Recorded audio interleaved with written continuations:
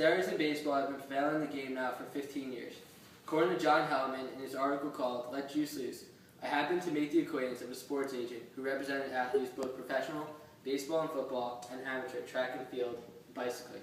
Without commentating specifically on his own clients, he replied that he thought something like 90% of the amateurs and half or more of the pros were at least occasional dopers. MLB is a major steroid problem. Even with drug tests, they cannot stop the drug use. So I say stop testing for steroids and let the players take the drugs. Major League Baseball does not test for drugs like tobacco and alcohol. However, when tobacco and alcohol are abused, they can be extremely dangerous. Steroids, when abused, are terribly harmful. However, when taken with the doctor's prescription and supervision, the health risks are minimal. Major League Baseball should allow steroids in the game in order to make the game better, with the contingency that they will be administered by team doctors. I am here to persuade you that the MLB should allow steroids because the media has blown up the health risks of steroids. If taken in prescriptions, the health risks are minimal. Players know the risks of steroids, and who are we to stop grown men from doing what they want? And taking steroids does not make the game unfair and unpure, since everyone should be able to take steroids if they so choose. Norman Faust, MD, director of the Medical Ethics Program at the University of Wisconsin, said, "We allow people to do far more dangerous things than play football or baseball while using steroids. We allow people to bungee jump, to ski on advanced slopes, to cliff dive.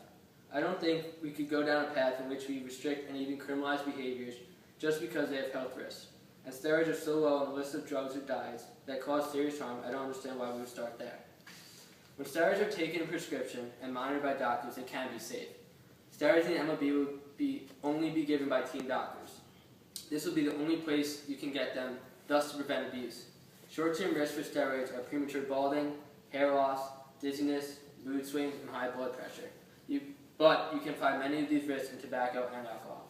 If steroids are abused, they can lead to heart attacks, coronary heart disease, stroke, increased cholesterol, and blood pressure. According to New York State Department of Health, steroids are abused when some athletes frequently take 2 or more anabolic steroids together, mixing oral and or injectable types, and sometimes adding other drugs such as stimulants, painkillers, or growth hormones. This is called stacking. The athlete believes that different drugs will produce greater strength or muscle size than by using just one drug. What they don't know or choose to ignore is the damage to the body that abuse of these drugs can cause. However, team doctors would never allow this. We know that baseball players are taking steroids today. They always find a way around drug testing. In this case, we're helping to make sure players do not suffer long-term effects. Thus, if you can't beat them, join them. The problem is we're allowing role models to take steroids, so what about the kids who adore them? We will enact a strong, aggressive advertising program saying how bad steroids are for kids under 18. They can stunt growth and lead to major long-term problems. Advertising and quotes from players saying how dangerous steroids are will help get out in front of steroid abuse by teens. However, teenage steroid abuse is already a major problem in the U.S., and there is not enough being done about it. If you can be aggressive, and the MLB can put a stop to younger kids taking steroids while allowing adult MLBers to take steroids. If MLB players, grown men, want to take steroids, who are we to stop them? All MLB players are extremely well informed, as are team doctors, that can show them the risk of taking steroids. These risks are everywhere nowadays, and players decide to go ahead and take steroids. We should not stop them. These are grown men who can make their own decisions. The pressure to produce and win with big contracts for millions of dollars pushes Major League athletes to take an extra step to become bigger and stronger quicker. Jennifer Say, former U.S. national champion gymnast, said in "Let 'Em Eat Steroids," "When athletes compete at the highest levels, all that matters is winning. The environment can become cult-like. Everyone else is doing it. If you shot me up with whatever, I wouldn't be the fastest woman alive. If the athletes are willing to risk their health, which many do already without taking steroids, let them. It doesn't ruin it for me." Thus, you need to have talent to play baseball, not strength. In the end, the players' bodies are theirs, and theirs alone.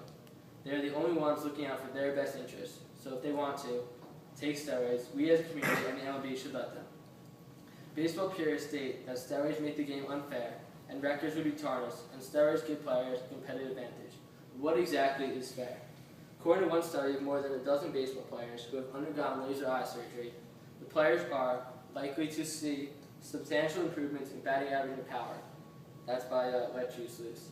Having laser eye surgery is an advantage, and you don't even have to put any work in for it to make you better. With steroids, you need to work extremely hard in the gym to see any results at all.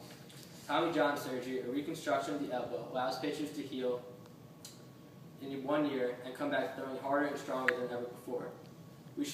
Are people saying we should not allow these surgeries, but we should allow steroids? If steroids aren't fair, then so should surgeries like Tommy John and laser eye surgery, but that's never going to happen.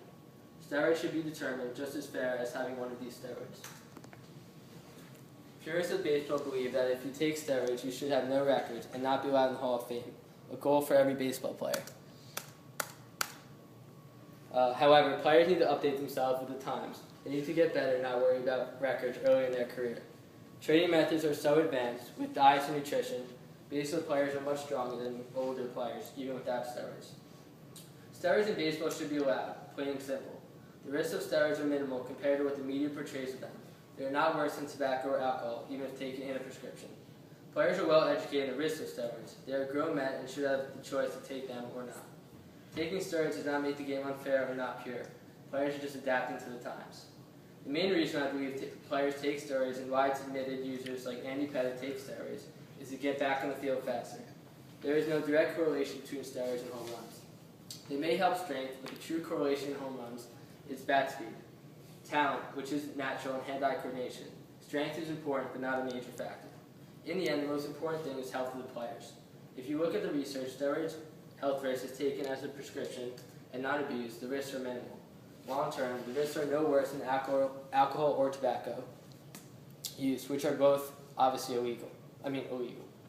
I call for MLB to allow steroids in the game while under the supervision of team doctors. There also must be an aggressive and hard marketing campaign to show the risks of abusing steroids and taking steroids.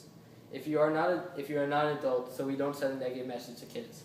Steroids can make the game better, more competitive, and keep the stars on the field, which will also help teams make more money and make baseball America's pastime again. Does anyone have any questions? I do. Okay. How are you going to monitor the use of the steroids while that's only given by the Team doctors are monitoring. how do you ensure that they don't get it outside the team doctor?